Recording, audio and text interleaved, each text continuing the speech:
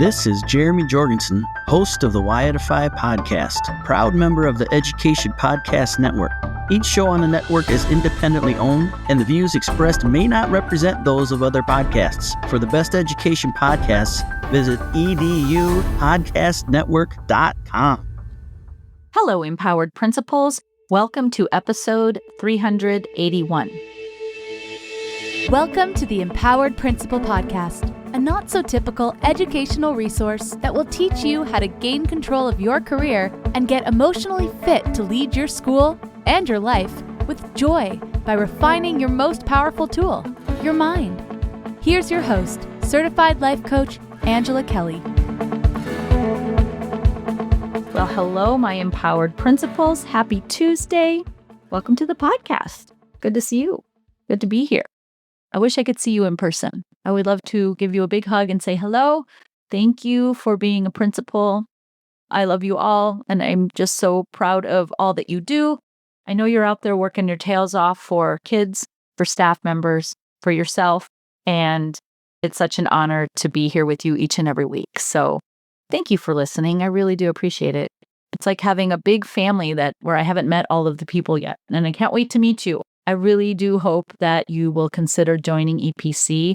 It's really the room where we are making visions come to life. I am so inspired by the people in the room. And you know what's fun? We talk about the real deal. We talk about how it really feels. We talk about lifting each other up. We walk shoulder to shoulder.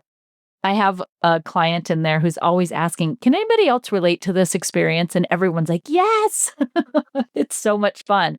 Because we talk about more than just school leadership. We talk about how it feels to be a partner, a wife, a mother, a parent, a friend, dealing with loss in our personal lives, and how do we grieve loved ones while also leading a school? How do we be a really good parent while also leading 500 other elementary students, right? We talk about those kinds of things in addition to how we lead our schools, how do we empower ourselves and others.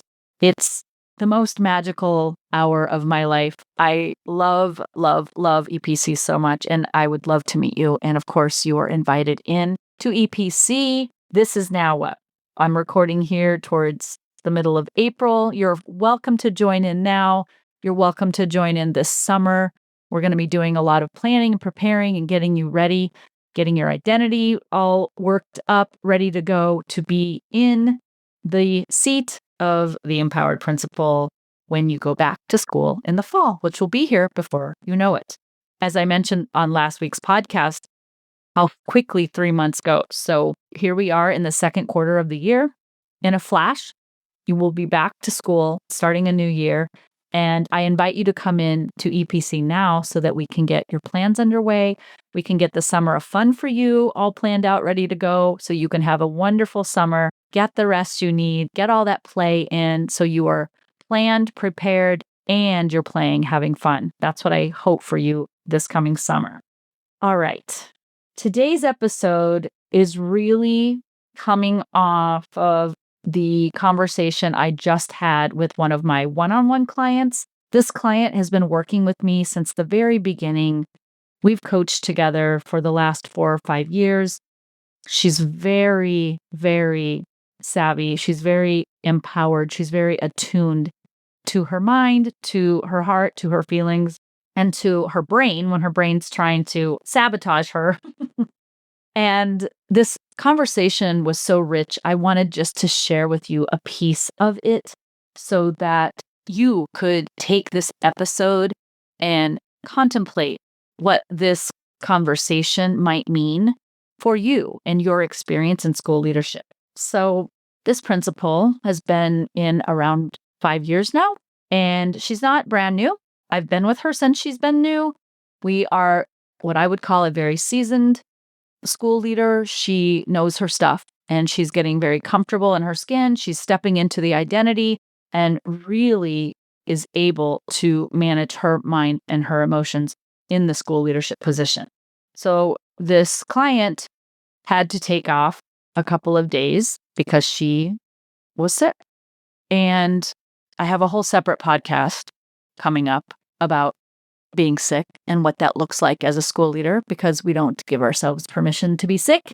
But I'm going to speak with you otherwise and hopefully inspire you into giving yourself some permission to be out of the building, to rest when you are ill, to give yourself permission to go to conferences and be away and give yourself the breaks that you need. But that is for another podcast. In this case, the problem, and it doesn't mean you have to be out sick or you were away, it simply might be the situation where you missed out on something. You missed out on a meeting, you missed out on a conversation, you weren't invited to a conversation or a meeting, or you had to be in two places at once, so you missed out on one thing while the other thing was happening. Perhaps you were out sick, perhaps you were away from the building, but you can be literally in your building and not be accessible or accessing all things that are happening on your campus. Now, we got into this conversation about the desire that we have, especially as school leaders. We have this desire to be in the know. We want to know what's going on. We want to know the details. We want to know the what, where, when, why, how, all of that. And we were exploring this concept. And I asked my client, I said, what's happening within you when you feel you've missed out? So an event happens and you weren't there. What's the thought process? What are the feelings, the emotions that come up? What are the insecurities? What do you do in response to that? Basically asking her, what is the STEER cycle? STEAR, for those of you who are new to this podcast. I have a tool called the STEER cycle. It helps you look at your thoughts, your emotions, and then your reaction or response to those thoughts and emotions, like the urge to act, the approach that you want to take when you're feeling a certain way or thinking a certain way. You can look at that in advance and say, oh, here's what I'm thinking. Here's how I'm feeling. This is the urge I have. When I want to react and I want to go into fight or flight, this is the urge I have. I want to react this way. But because I have the STEER cycle, I can push pause and I can look at it for a minute and say, ooh, when I react this way, is this the outcome I'm intending? Is this what I want? Is this who I want to be? Is this how I want to show up? Is this how I want to react? And is it going to give me the desired outcome I'm really looking for? Is this how I want to feel? And you can use the STEER cycle as a tool to really help you navigate when feelings do come up or thoughts come up. You can use it to push pause and to look and then to redecide what might be the approach you decide to take out of responding versus reacting so that you can generate a more desired outcome. Okay. So I was asking my client, let's put this in a STEER cycle. So if you're a principal and let's say there's a meeting at the district office and some of the principals got invited, but you didn't. Notice what your brain is thinking. What are you making it mean? They got invited and I didn't. There's FOMO, right? There's this fear of not having been included, not being significant enough, not mattering enough, not feeling important, feeling like you were left out, you were rejected, a fear of like you're not in control, you're not in the in-group. Maybe I wasn't competent enough, or maybe they didn't think I could handle it. The brain goes off when it goes into FOMO, fear of missing out. It's thinking something's gone terribly wrong with me. I somehow did not get invited to the party. I want to be included and I'm not. There's a lot of heavy feelings, negative emotions that come up when we believe that we were left out intentionally, or we don't belong, or we aren't significant, or that other people don't see our significance and that they don't think we matter. I just want to bring this up as awareness. If something is going on, whether it's on your campus or it's at the district level, and you weren't a part of it, notice if your brain goes into FOMO and what the FOMO means. What are you actually fearing if you miss out? Is it just being in the gossip and drama? My friends and I call it cheesemate. This like, what's the cheese? Just being in the details. And why we love that, being in the know of that stuff, because we're connecting. It feels good. Like when my girlfriends and I get together and we're spilling the tea, sharing the cheese, whatever phrase you and your friends use, like getting into the gossip of it all. There is a feeling of, it's almost an addictive feeling. It's dopamine. It's love, connection, belonging, significance, importance. You really crave those feelings. And when we have them, they feel so amazing that we chase them. We want more. Now we want to be involved in other things that make us feel that good. So notice if you're chasing the dopamine hit and if you're feeling an addiction to having to be in the know. So there is the fear of being out because of what we make it mean. And then there is the addiction of when it feels like when we're in. So what I have noticed is that when we're looking at the need to be in the know, there's two ways that this can go. And the way that I break it down into my mind is there is the immaturity in us.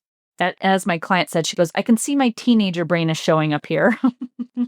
I love that so much. So you've got your teenager brain, which is like, it has a level of immaturity still, and it's very much valuing its peers, their opinions, their thoughts, inclusivity, being included, being a part of the crowd, being popular, being in the know, for the sake of significance, for the sake of belonging, for the sake of importance. And with that comes, in my coaching mind, what I see that as, it's a very all or none thinking. It's positional authority. You have a superiority, right? You know something that other people don't know. You're in and they're out.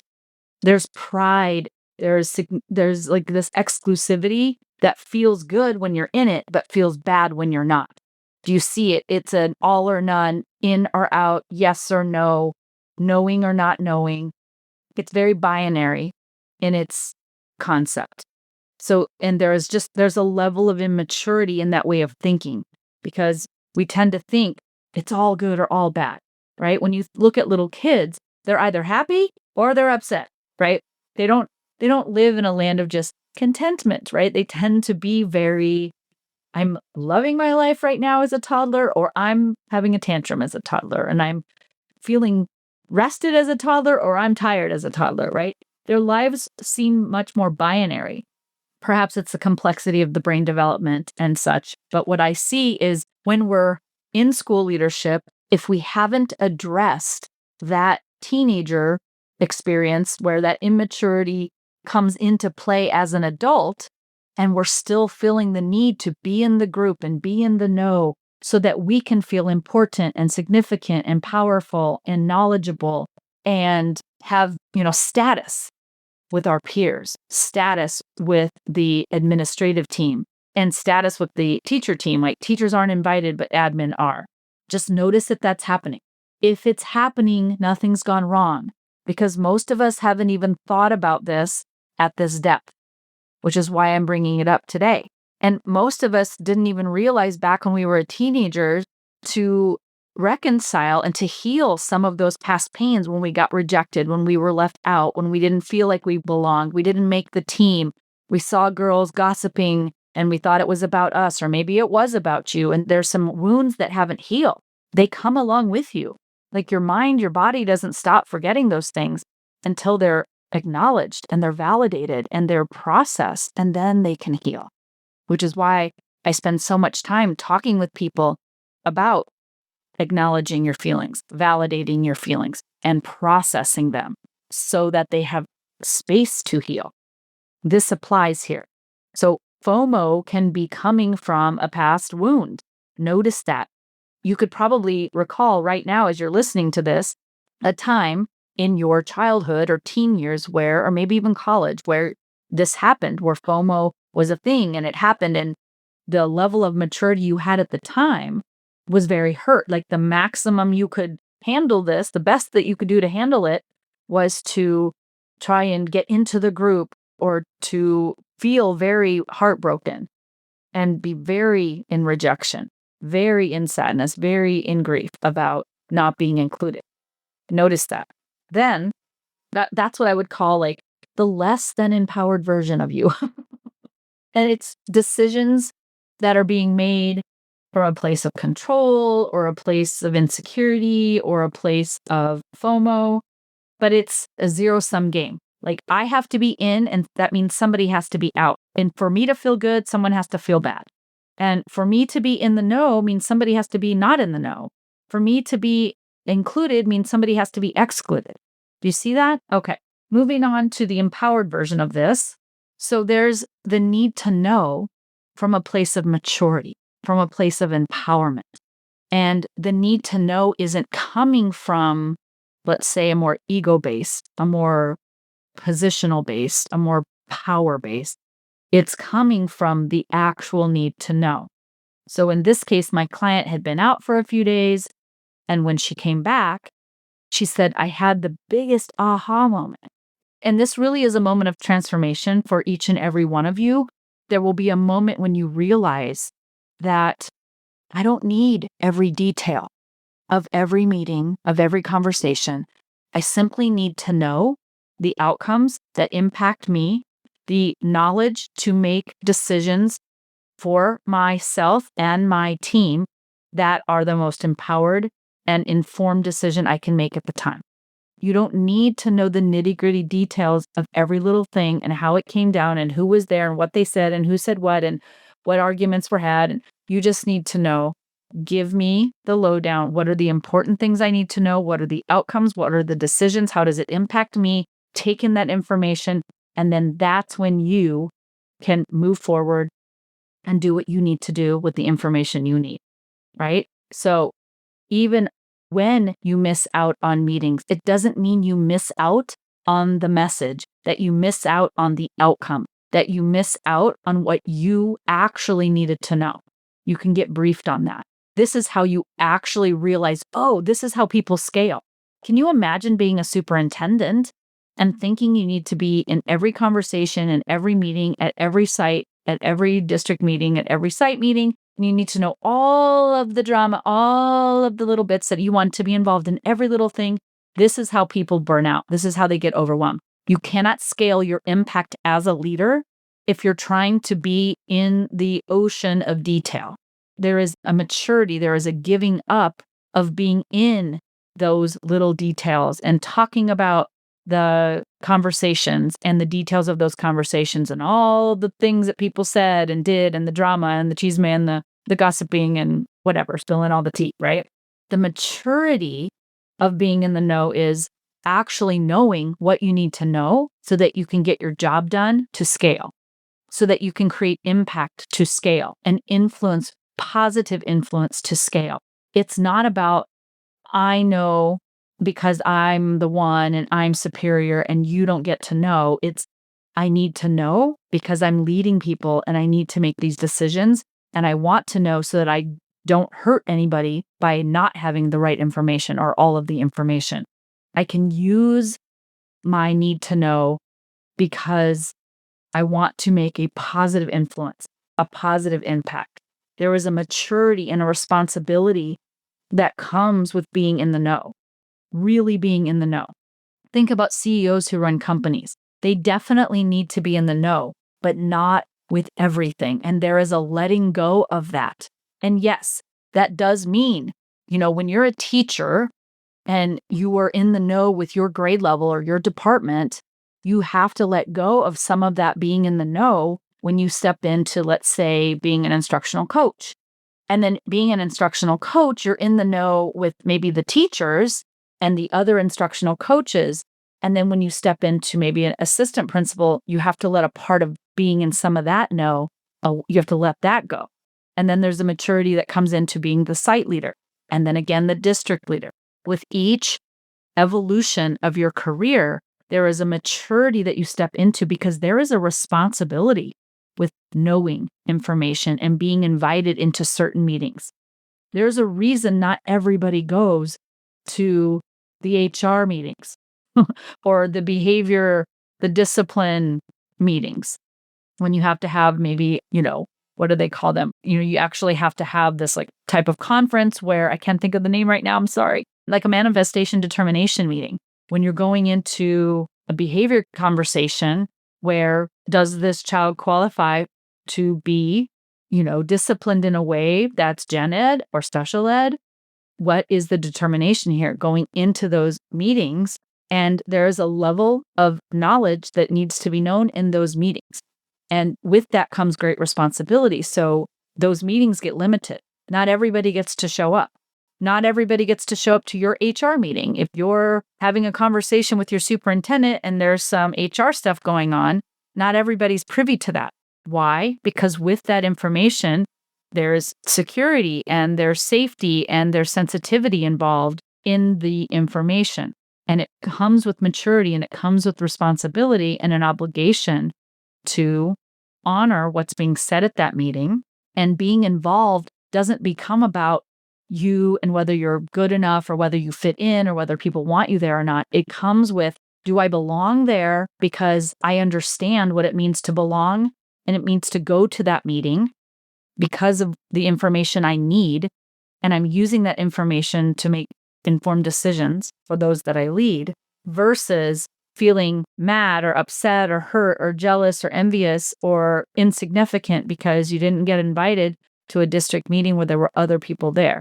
And having the maturity to see the perspective of perhaps I wasn't invited not because of I have a personality flaw, rather the information being discussed most likely pertain to those individuals. And I don't need to know all of that. If it doesn't actually pertain to me or my site or the people that I lead, it's okay that people go and have meetings. And if I need to get briefed on what happened while I'm away, I will. People will give you information. If you need it, you'll hear it. If your superintendent wants you to know, you will know. And if you miss something that was important, it'll filter to you. Trust that. Intermingling your personal needs, your friendship needs, or your desire to belong, because, in the 8th grade, you got kicked out of the clique or people were mean to you, and not healing that and then bringing that into your work environment. 1, because you're not aware of it. 2, because you are seeking to feel good, to feel belonging again. Notice that. Run a steer cycle. Why am I feeling this way? What are the thoughts? What is my urge to react to this? Why am I wanting to be in the know? Do I need to be in the know? And then what would the empowered version of being in the know, the mature version, the responsible version, what would that look like? Really in-depth awareness, in-depth alignment. But I wanted to share this because I do think it impacts people on the daily. They feel really hurt. They feel really bad if they didn't get invited to something or they missed out on something. So just notice when your brain is reacting to the need to know from a place of immaturity and maybe some past situations and healing that needs to be done, or from a place of maturity where you need to be in the know because you need to be in the know, because it's the thing you need to do in order to lead your people. And it's coming from a place not of all or nothing, I'm in, I'm out. It's for us, for them, for the greater good. That's the mature, empowered version of being in the need to know. All right, my friends, I hope this has been helpful. Have a wonderful week, and I'll talk to you next week. Take good care. Bye.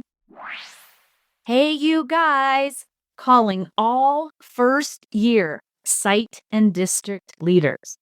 As you know, I hosted a free master course for those aspiring to land a job in school leadership. This was a 4-day course that covers what you need to prepare yourself before, during, and after the interview process. So for those of you who are interested, you can find the YouTube links below in the show notes. The Aspiring School Leader series is completely free. Now, for those of you who landed that job, I have a brand new program. Let's make your first impression in school leadership your best impression. Let's lead your school with confidence in year 1 and nail your first year as a school leader. You've got what it takes to make an impressive first impression. So come on in. I have a brand new program called Essentials for New School Leaders. It is 3 months of professional and personal development to give you the strategies, the mindset, and the skill set to lead your school to the next level of success. There is a gap between the time you get hired and the time you start your contract. Let's get ahead of the curve 3 months in advance. You'll be ready to go on day one of your brand new contract. Join Essentials for New School Leaders. For more information, click the link in the show notes. Thanks for listening to this episode of the Empowered Principal Podcast. If you enjoyed this episode and want to learn more, please visit angelakellycoaching.com, where you can sign up for weekly updates and learn more about the tools that will help you become an emotionally fit school leader.